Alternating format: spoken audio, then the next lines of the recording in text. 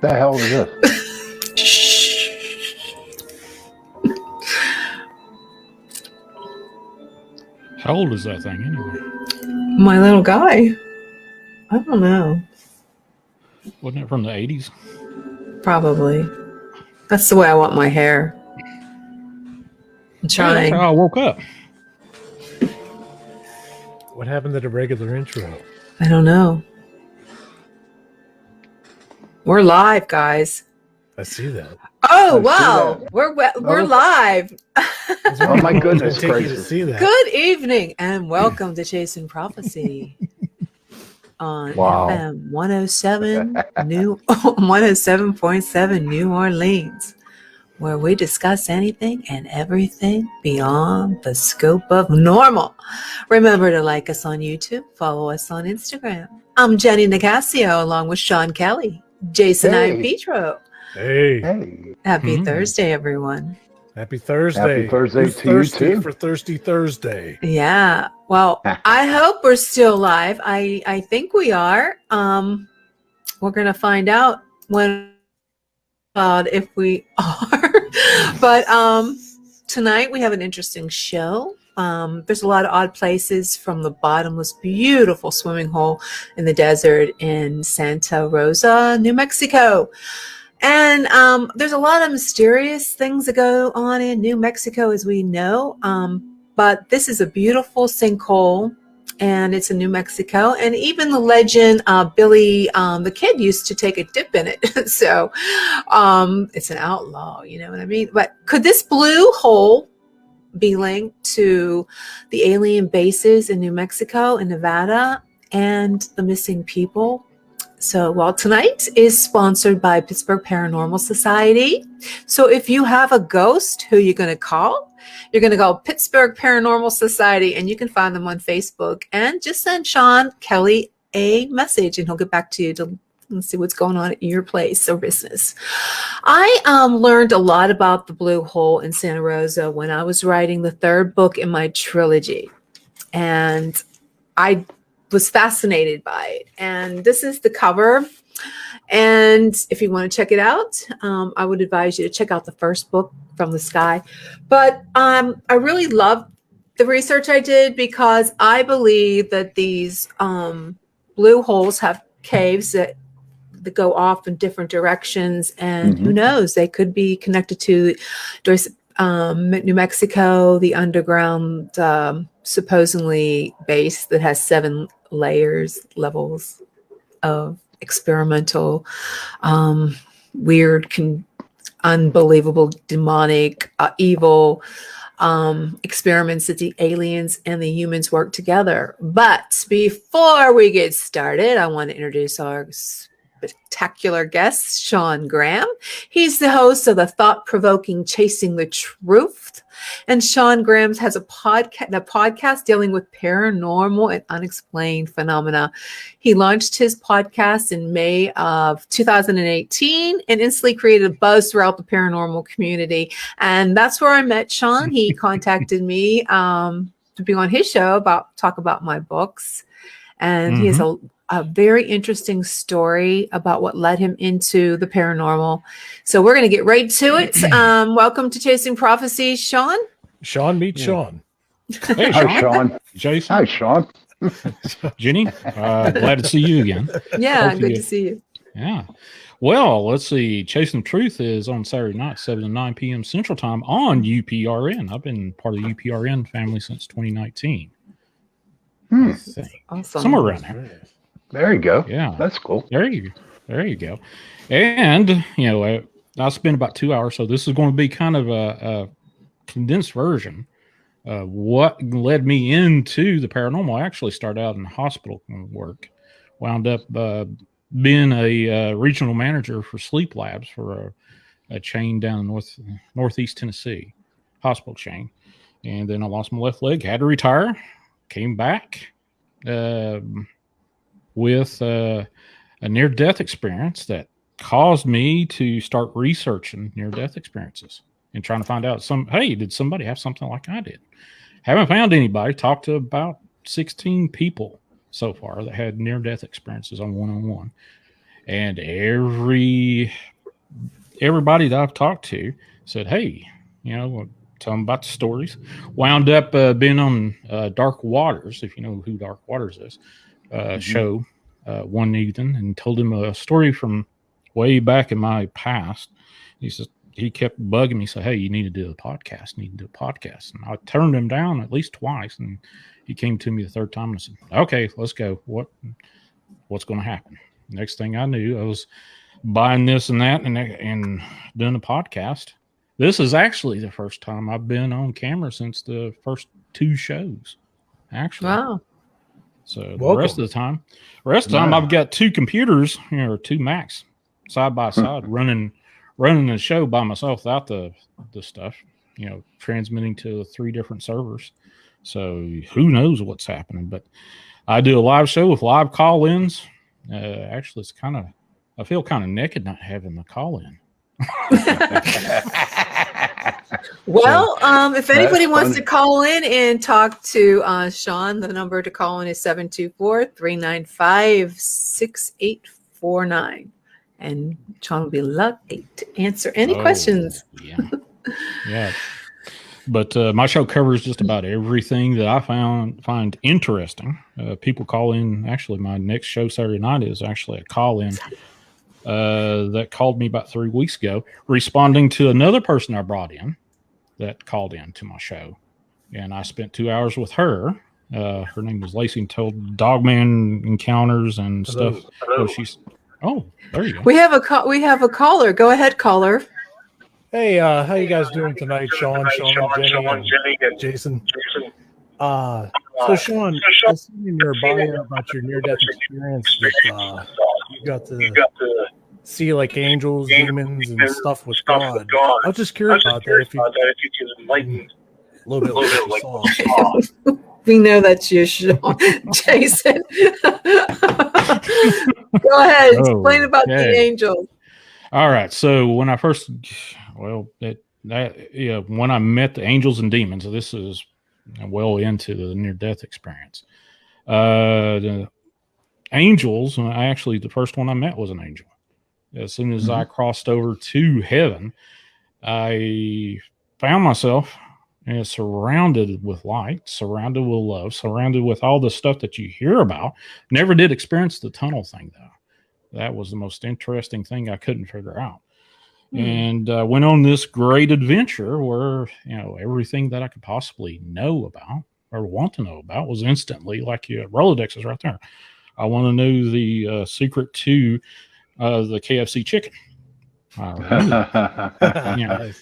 kind of make fun of it, but I was in a coma for like 10 days.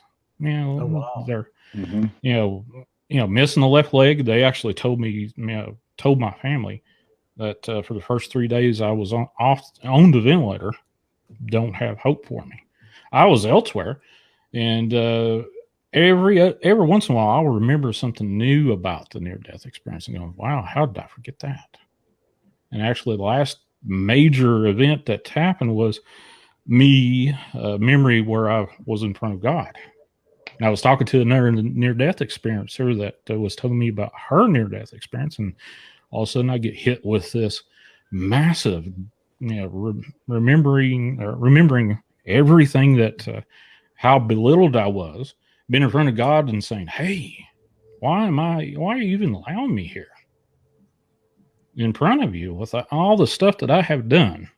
Knowing that even the darkest, deepest secrets I've tried to hide away from me, God knew already. And, Wow. I got hit with that while I was talking to this fine lady, trying to evaluate, well, is she going to be on my show or not, actually? And I started crying. She said, "You okay?" And I was like, I just remember being in front of God. Wow. So that's incredible. That's cool. The key thing is I've talked to a bunch of people that have had near-death experiences, and some have this thing where they have time problems, experiencing time. My experiencing of time, I never have a slow moment. It's, last time I was on the show last Saturday night was just like 2 seconds ago to me, or a second ago. It never slows down. And I've actually had many arguments with my girlfriend over that. Why can't you understand it? If you're doing this or that, it blows by me just like that. Even my shows, from show to show, I'm like, okay, this one's over. And the next time they'll like wake up, oh, it's time to do a show again. Wow. Hey, Shawn, Yeah. talking about near-death experiences, I had one back in 1983. In fact, yes, I actually died. I was considered dead for 10 minutes. But when I came back, I started to see things, hear things, and feel things that weren't there. And instead of seeing God, I saw darkness. I went to hell as well. Yeah, So I mean, you it went was to hell? bad. Yeah, I had to because nothing happy was there. Nothing. It was all dark. But I will tell you this, and we'll get on with the blue hole. With me, that happened when I was 19 years old, 20, and I forget everything from growing up to graduating from high school. Has that happened to you at all? Or you just, when the time happened, do you forget the past?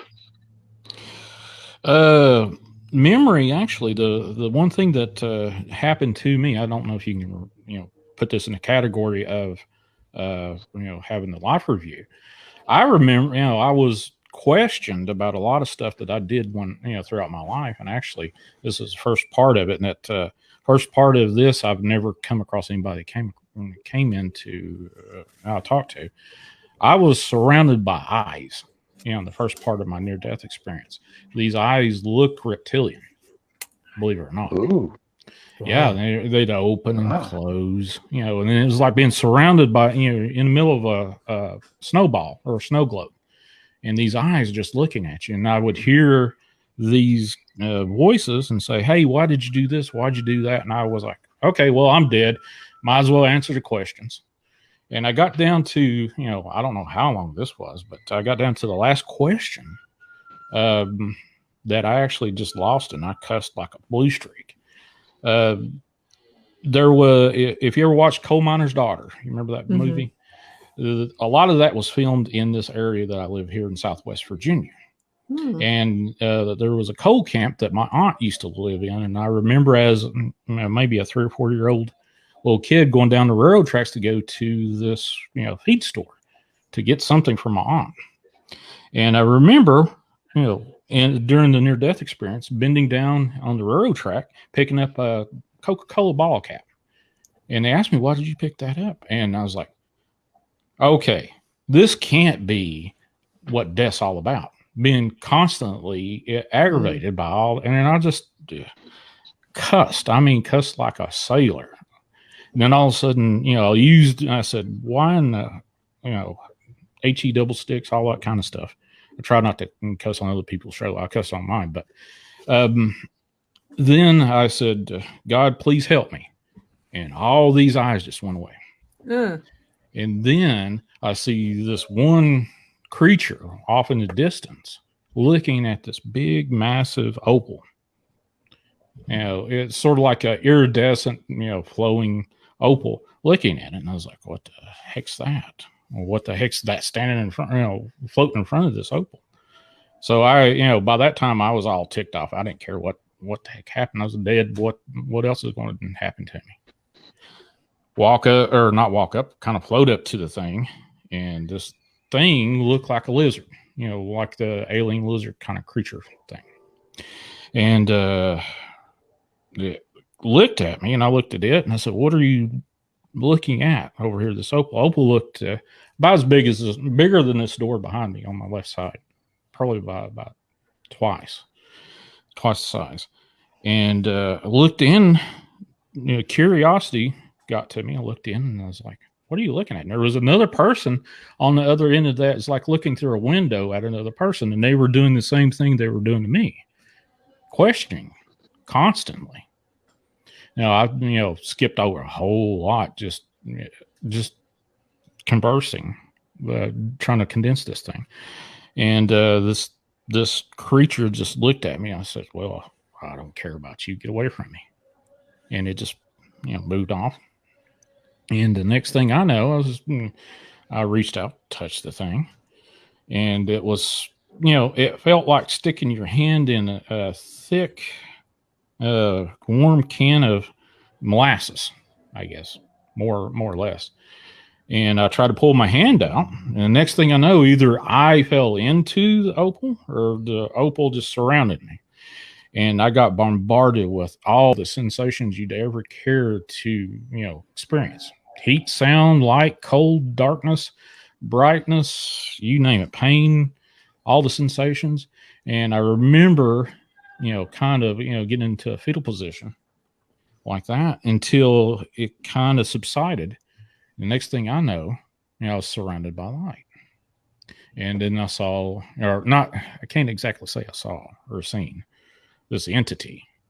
Now, the entity I now know was an angel, but the angel's name I can't say because it wasn't a name you could say. It was like a feeling. It's like you walk into a room and somebody walks in behind you that you've known for most of your life, a good friend or daughter or son or dad, mom. That was its name. But I, instead of me going back through that, I named him Bob for and easy purposes of saying, remember Bob? Yeah, that creature.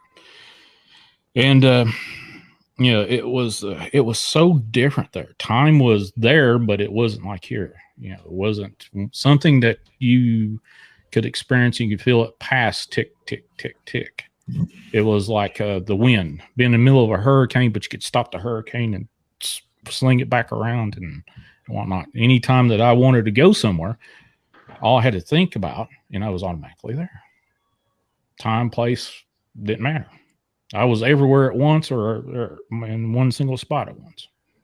So, hey, Shawn, how long was this? Was this like an hour, 2 hours, 3 hours, or was this, how long did this go on? This particular spot? Lifetimes. Wow. Then again, I look at it and it was like just a second. And then this happened when you were unconscious, or was this? I was in a coma on a ventilator. How long were you in a coma? 10 days. And this all was happening while you were in a coma. Mm-hmm. Wow, that's so cool. When you woke up, or was it a gradual remembrance, or did you remember every aspect of what happened? Well, when I woke up in another hospital. Mm-hmm. I spent 3 months in a rehab hospital recovering from having an open wound. I had necrotizing fasciitis is what took my leg. How did you get that? I was in a car accident. That was totally my fault. I won't go down that part of the thing, but it ate my leg up. It was November 17th of 2015 is when the leg was chopped off.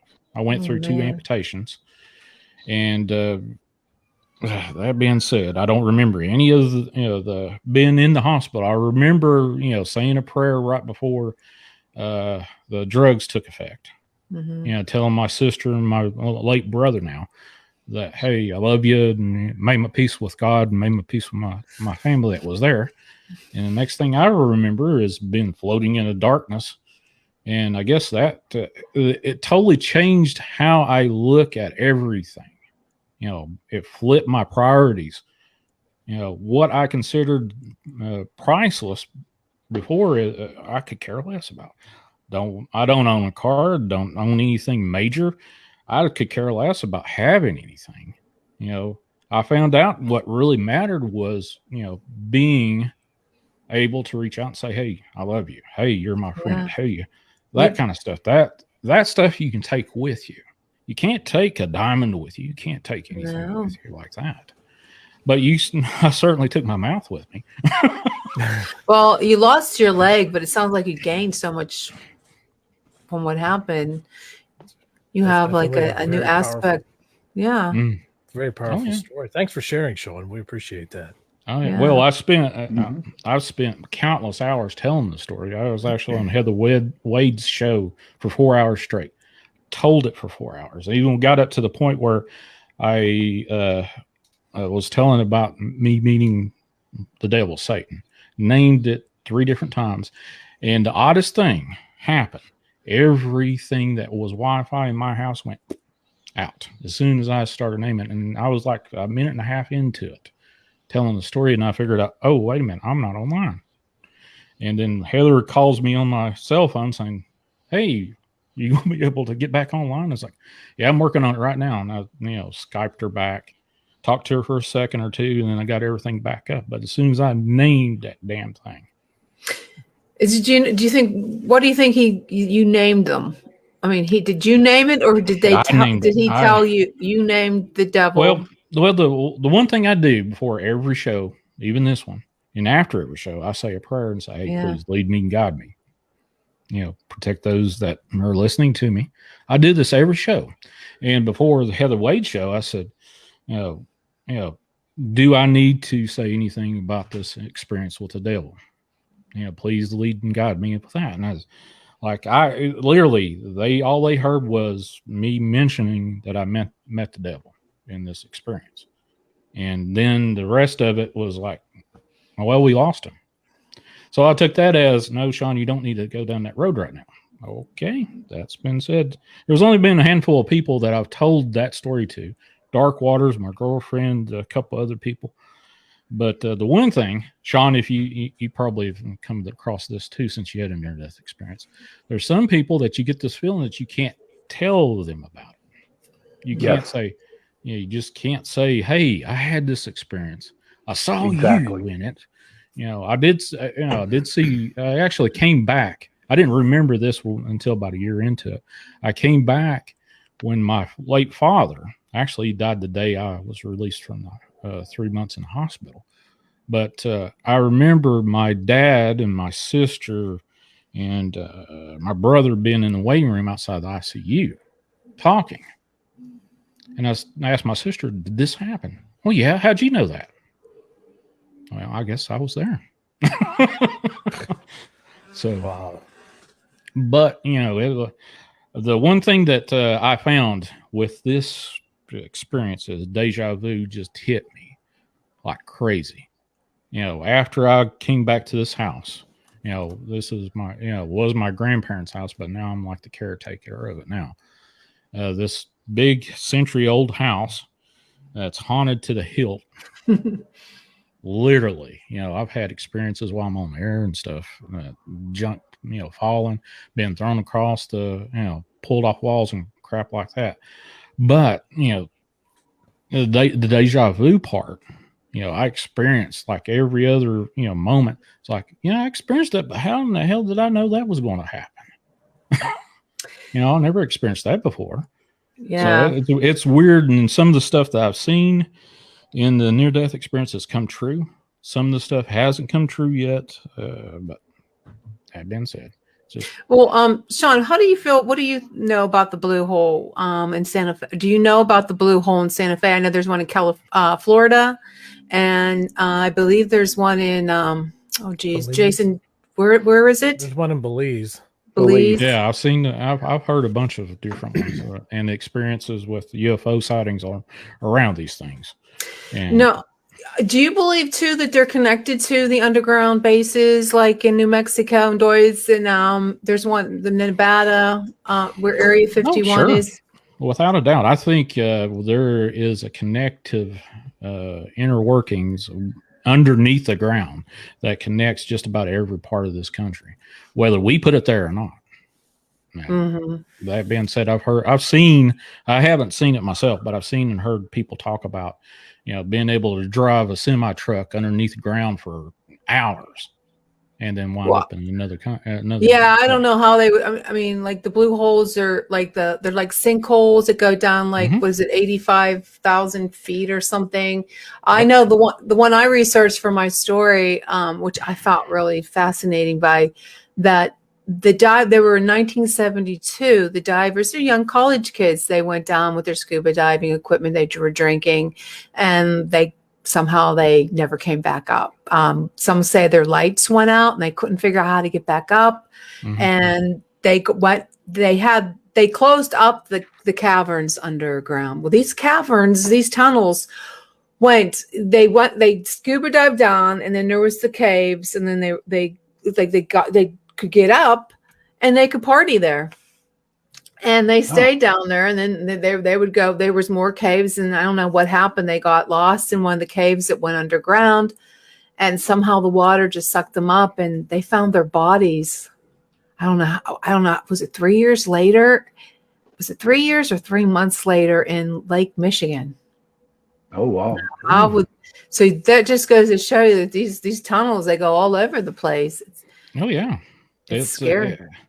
Especially up in the Great Lakes. I've heard of stories where stuff winds up in different parts of the United States. One actually traveled around the world and wound back up in California from the Great Lakes. So it's hard to tell. There was one story that I was just watching a documentary about. The divers went down. I believe this one is in Florida, and they were holding hands. They found their bodies way underneath the hole at the bottom, and they were holding hands. Apparently the lights went out, and they just held hands. They were like chained together, like in a circle. It was the divers who found them said it was so scary and just so surreal that, like, oh my God. So they didn't even bring them up. They left them there. That was their cemetery, I guess, that they couldn't get back. What did you read?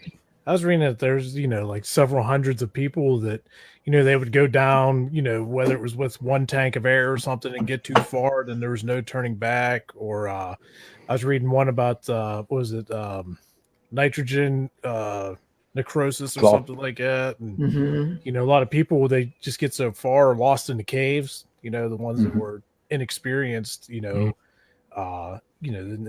they just end up below that hydrogen sulfate layer, and that's it. There's nothing below there, That's other than a permanent resting place. A lot of them won't even go down there to try to recover because it's just too dangerous. And they did close them off. They did close another one that Santa Rosa. They closed it off, but sometimes these kids go in there and they try to, because I think anybody can go there at night. There's like, who's going to stop you? There was a 17-year-old kid that I forget what, it wasn't too long ago, but tried to go playing around and not supposed to be in the blue hole, and he got sucked down and under, and and he passed away. And then I think one of the famous ones is that Russian guy. He was 22 years old. He was a diving instructor. His name was Yuri Lipsky. And he went down and he had one tank of gas, and he ended up going a little too far. There was going to be no way up. And I forget exactly what happened, but he ended up literally just descending to the bottom really quickly. And they found his camera, and they were showing, I saw some of the footage, and you just see him. He's at the bottom, just like struggling. And then that's it. It's like, it's creepy. Very creepy. It's very creepy. And it goes back to the tunnels. I mean, I think they're all connected. And what better way to go underground, like the US, was it UFOs? No, there's USOs, the submerged, unidentified submerged object, those alien crafts that they said they go underwater. What other way? That's such cool that they can go down there and go through the tunnels and go to the underground bases in New Mexico where they do. I believe like there's papers that they do I don't know about you, Shawn Graham. I believe in the 7 levels down in New Mexico. I don't know. Oh yeah, Dulce, New Mexico. Dulce, yeah. Yeah, that place has got a rich history. The only thing is everybody brings up these old, 50s and 60s UFOs. What about now? They're happening right now, and they're happening right now. Colonel Corso, I've heard that freaking story so many times. Okay, we got some technology, in the thing. What's happening now? What's coming out right now that we don't know about? That's what I want to hear. We're going to hear about it hopefully soon. With I doubt that. I think it'd be a flash. It just seems like New Mexico, and they got the Devil's Triangle in Bermuda. And it's the triangle, like Orrin. Remember, Parks was talking about the book Sean Kelly. Remember, we had him on the show. It's getting confusing. Shawn Graham and Sean Kelly. Okay. When he was talking about with Jolie about the triangle in New Mexico, and then you have the triangle in Bermuda Triangle, and then these holes seem like they're connected somehow. They're like sinkholes that go way down, and they have tunnels that go.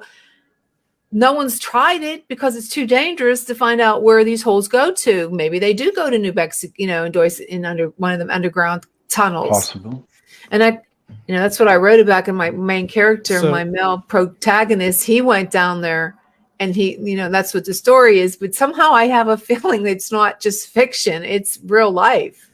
So, Jenny, I have a question for you. So, with the tunnels, because I was reading different things, do you think that those were maybe built more by UFO spacecrafts and all that stuff? Or do you think that with all the stalactites and everything they're finding, that these tunnels were actually formed more from the last ice age that they're, coinciding these sinkholes with? I don't know. I think maybe they are the UFOs that submerge, because it takes them to the tunnels, the underground tunnels. And that's how I believe the reptilians and all of them that they traveled through. I mean, how could they get to one side of the earth in such a quick time? And just going back to like the portals, like we were talking about the missing 411, maybe this is something that they have something like that in the earth that's not in the water. But they could be, but this is where it gets tricky. And I think I'm going to write David Pullis a letter. He always says he finds these people in the water. Okay. Maybe that these little crick things have some kind of portal underground passageway to wherever this creature is living. How about that? That's pretty interesting. He said it's just they're always having their face down in a creek or some kind of source of water. That's definitely that's kind of that makes sense to make you think. Really what do you think, Shawn Graham? Well, SGSK. Where I actually live is in Southwest Virginia, is right on the Kentucky border. The Mammoth Cave system stretches all the way through Kentucky into Tennessee, into Virginia, West Virginia. Fingers of that cave system is underneath my butt right now. So, oh wow. That being said, it's hard to tell what's underneath there. There's oodles and oodles of UFO sightings around this area. Bigfoot sightings are what they call boogers or wood boogers, since the BFR. Boogers. Boogers. The BFRO came down here to Bristol, Virginia, Bristol, Tennessee, and researched or did an investigation, and wood booger popped up. And there was that's what popped up. I remember as a kid, my grandmother saying, "Hey, get back in here before it gets dark, before the booger gets you." So, if anybody has a comment or want to talk to one of our guests here, you got Jason, you got Sean Kelly and Shawn Graham, give us a call at 724-395-6849. And I'm looking at the chat to see if there's any comments here. You guys see? Double dog dare you to call in. Talking about Virginia, I just came back from Virginia, me and Jason, but I went down there a couple days. Yeah, a couple days early, and I'm telling you what, the Appalachian Mountains are creepy, dude. And so they are. And what was crazy was they didn't have the leaves on the trees, so it was like kind of bare. Mm-hmm. And I went gold prospecting down in North Carolina, and I'm telling you what, God only knows what's out in them woods, dude. Honest to Pete. There are so many stories about what's out there. Gosh. Everybody's got this, locally tale about Monster Road. And I actually told this tale here locally, and somebody from here in the town I live in said, "Yeah, I know that road, Monster Road." And I've heard it 3 different ways. It's either a Bigfoot or an old World War II vet that was mangled, and the Monster Road was where teenagers go out and park and neck. And this old guy comes up and pecks on the window and scares the living crap out of them, and they move out. But I've also heard moonshiners say, "Yeah, Bigfoot's out there on Monster Road." That being said, Well, we're coming to the last 20 minutes. Guys, you went on this Octagon investigation. What do you have to say about that? That was one awesome house. I'll just start off by saying that every house has its, groans and creaks and everything. This house was so well built that in the middle of the night, it was absolutely dead silent. You didn't hear one creak, one floor, nothing. Like, it was amazing how it was built. But the Civil War stuff that the owners have collected over the years it's astounding. Like, it's incredible. The whole place is just full, all this Civil War and Gettysburg memorabilia and Lincoln and Washington. It's definitely a good history lesson as well as a ghost hunt. And we had a couple other team members with us from another team, and it was a pretty interesting weekend. Shawn hooked up with them pretty good. So why don't you tell us a little bit about your experience there, Shawn? Oh, okay, sure. I'd be happy to. First, Albert, Jennifer, Jenny, not you, Jenny, but whatever. I'm just like lost for words here. And he's going to yell at me when we get off here because he's watching the show. But no, they're deaf mute team, black, dark silence, black silence, something like that. And this was the first time that we actually did an investigation with people who were deaf. And I'm telling you what, there was it was a little bit hard of a communication, okay? But I tell you what, after a while, we started to get into a rhythm, and they did pretty decent. You know what amazed me the most about that is, like Jason was saying, I spent a lot of time with them. They were sitting with the K2 meters, okay, even the REM pods that we had going, and they would sign, they'd just sign. And it was responding to their sign. It was crazy. And all weekend, it really blew my mind. It just signing, no talk, just signing like this. And the K2, the REM pod, they were responding. And I'm thinking to myself, and it was mind-boggling all weekend, because does the spirit hear our thoughts? Or does it understand signing? And it was like really. I think they hear your thoughts. What do you think, Shawn G? Oh yeah, definitely, without a doubt. Yeah. If you're connected to that side and you're opened up to that side, and listen to it. They feed off that energy actually. So if they can get a rise out of you, all the more power to them. Say, oh yeah, that I can communicate with this person. You kind of shining like a light in the dark, right? When you're okay, it's Albert, Jessica, and Wendy. There we go. Got the names right. Sorry about that, Albert. I know he's watching right now. Yeah, they're watching. I can see them. Oh yeah, they yelling at me already? No, no, I don't think they're yelling. I do see that. Getting back to Shawn G's tell about the devil, Daniel wanted to know, please describe it more. And do you still experience physical effect from it? The one thing, the description, if I put it in a 3D model, like, looking at this stinking computer I'm seeing, I couldn't do that. It was, you felt this thing, you seen this thing, you seen all the way around it, underneath it. It was just part of your environment, and you're a part of the environment. So to describe what it looked like, I couldn't really tell you, other than it was this massive light that once I connected to it, the entities I connected to, but this is probably one that's differentiating this entity from everything else. Everything else instantly transferred. Just say, hey, this is what I experienced so far up to this point, and this thing hid from me, and I knew it hid from me. Yeah. But the other thing was, it gave me a glimpse of how much it just literally wanted to rip me from, every atom and put me back together and do it all over again. But I hate to say this, I know my girlfriend's listening. And she'll probably say, "Why did you say that?" But anyway, it reminded me of a used car salesman trying to sell you something. You know, your best buddies, jovial, want to talk to you, but that underlying, just extreme hate for me. That was the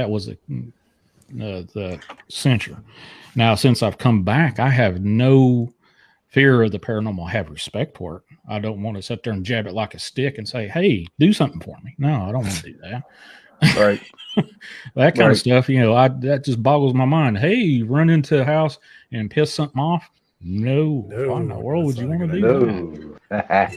There's one comment by Mr. Knuckles said that the Bible talks about the fountain of the deep. Imagine a geyser shooting up from these blue holes 1,000 feet into the air. I could see that. Kind of, you never know. There's more out there than we can imagine, and it's true.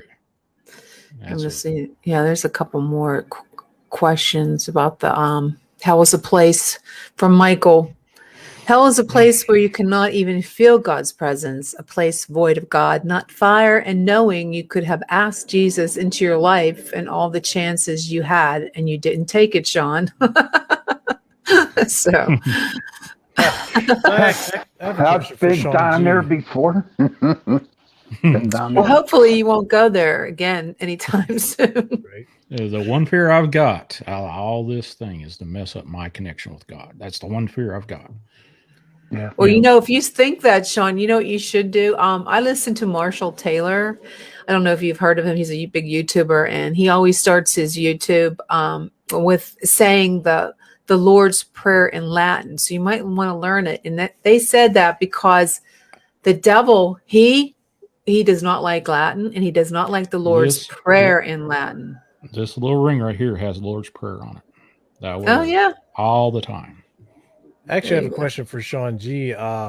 So when you were in your coma and, you're experiencing all this stuff, do you think that it was almost like a form of astral projection, because your body was in a weakened state? So when you encountered the devil, that he was trying to overtake you and your body while, you're out there, do you think it's like something along that lines, or? No, I felt extremely protected. Without a doubt, I've never felt so, out of harm's way. There was no harm there. Even when I was in connection with it. The one thing I will share with you that the parting gift that this damn thing shared with me is, you'll remember this conversation or this exchange when you need to. And that was the last thing it said to me, or shared with me. And I'm like, okay, I haven't remembered that yet. So what the hell is it going on? What did it tell me? What did it share with me? So that's I'm not looking forward to it. Don't want to experience it again. But hell, that being said, astral projection, no, I was not a part of my body, and whatever was me inside this thing right now was not. So where do you think this thing is? It's like in a different dimension where you were, where your mind was, where your soul was? How I look at everything is weaved like a immense spider web. Even the other side, other dimensions, everything is, on top of each other. It's hard to say other than if I could just leap out of my body and say, "Hey, Jason, come over here. Let me show you what I saw, experience." Do that kind of deal. But I think it's all in one and one and all, but it's separate for whatever reason. I think we'd go mad if we tried to experience it right now. Yeah. Real quick, shut up. I found the group's name. They're called the Black Silent Ghost Adventures. Oh, and wow. All right, Pappy figured it out. No, I got it on my computer here, buddy. Had to type it in. We need to talk more, Shawn, me and you, okay? Sure. Yeah. I have a lot to get off my chest. About what you experienced? Yes. Oh, we didn't even go down to what I experienced before I had a near-death experience. That's why we need to have a 9-hour talk session, buddy. Well, we had. I'll just leave you with this before we jump off. I actually experienced as a respiratory therapist 2 near-death experiences by other people. I revived them, and they come back and said, "Hey, I saw you do this, Shawn." I was like, "What the hell?" You were dead when I touched you the first time, even seeing you. And they're telling me what I was doing. I was a respiratory therapist, new into the field. And, this little old lady was 90 some years old. And she was floating over the bed watching everybody. And she explained to me, she pointed out everybody that was in that unit, saying this person was doing this. And you were, ambuing me and keeping me breathing and all this other stuff. I was like, how in the hell is this my first really weird experience as a respiratory therapist, one of many. But that lady even picked out, said, that little lady that wore the nursing hat's not here today, but she was there last night taking notes. And I know for a fact that lady was never conscious that entire shift I was there. So there was no way she knew that. No way. Other than, at that time, I was on the fence of what was happening on the other side, and I was like, I was, had my brain stuffed with calculation and how to, evaluate a person's breathing by just looking at them, look, listen, feel kind of stuff. Dip your toe into that pond for the first time. Like, how the hell did a person that was flatlined and came back and told me what I was doing to her, and I knew for a fact that lady didn't know what I was doing to her. Wow.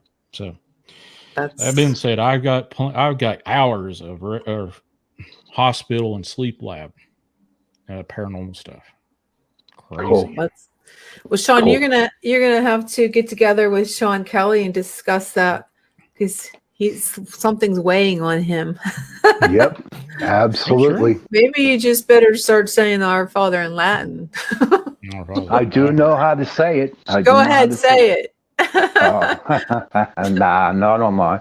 Nah, I do know how to say it. I know the Hail Mary, so I'll say the Hail Latin. Mary. Yeah, Ave Maria, gratia plena, Dominus tecum, et abecta tui mulieribus, et benedictus fructus ventris Jesus. Santa Maria, Mater Dei, ora pro nobis et nunc hora mortis nostri. Amen. Wow. And I was going to be a priest in high school. Yeah. Oh, really? We have to talk about that one. Yeah, that's Sure. I didn't know that. Yeah. Yep. Well, Sure if you can did. say if you can say the Hail Mary, you should say the. How do you begin the Our Father? Name of the Father. How do you do that? It's In nomine Patris et Filii et Spiritus Sancti. Amen. Yeah. I'm trying to learn it because I want to say the Our Father in Latin, because I don't want demonic presence around me anymore, because I know they're around me. It's right behind you, Jenny. They're everywhere. They're But just waiting. I don't see. I'm not sure what. Okay, we're only at 48 minutes. Usually we get a little bing from Joe, the station owner, but we haven't gotten it yet.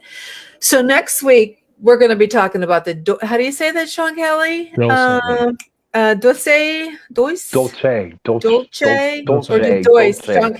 Graham. Is it Doyce? Dulce. Shawn to the rescue. We're going to be doing the Doyce papers, and we're going to go over each level. Phil Schneider. Each level of the underground bases, and we're going to talk about all the weird stuff that goes on there, and I'm going to try to get somebody who's an authoritative on it. We're going to try to discuss that and talk about, are they really there's like the grays, there's one level is reptilian, and then you got the humans experimenting on human beings with the aliens. It's kind of creepy stuff. Very creepy. We did talk about that. Yeah. Mm-hmm. Way back. Talk about how they come into your house and there's no entrance. Or they're coming through a portal. Ooh. Or just phasing through your walls. Shawn, do you believe UFOs and Bigfoot are connected? Absolutely. I actually had Linda Godfrey on my show about 2 years ago. Fantastic lady to talk to. If you can get her, get her. And she's been doing her circuit here the last little bit. I don't know if she's still doing it. But I actually researched it quite a bit, and I said, "Hey, Linda, have you ever noticed that if you lay a UFO sighting map on top of a Bigfoot sighting map on top of a actually Indian burial man map, they all correlate just about?" Wow. She said, That's "Yeah, what- yeah. Don't Crazy. take my word for it. Go out and look. It'll surprise you." Mhm. And then Well, lay I- paranormal, lay a Yeah. paranormal map on there. Definitely. And I think the human beings have a reptilian brain. Maybe we are part reptilian. Actually, there, the ponds area in the back of the stem, yeah, that's Definitely. reptilian. Yep. Then you got the Nephilians who mated with the Earthlings, and Nephilians are fallen angels, and they look, they could be part reptilian too. Because if you go to the Bible, and the devil is always replicated as a serpent, the devil always portrays a snake.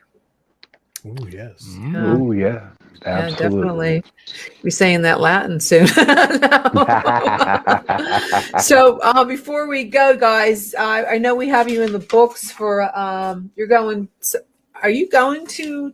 Is it Tennessee? Well, we're in Tennessee. I used to live You're in for- Tennessee, guys. Don't you have a ghost investigation somewhere down somewhere?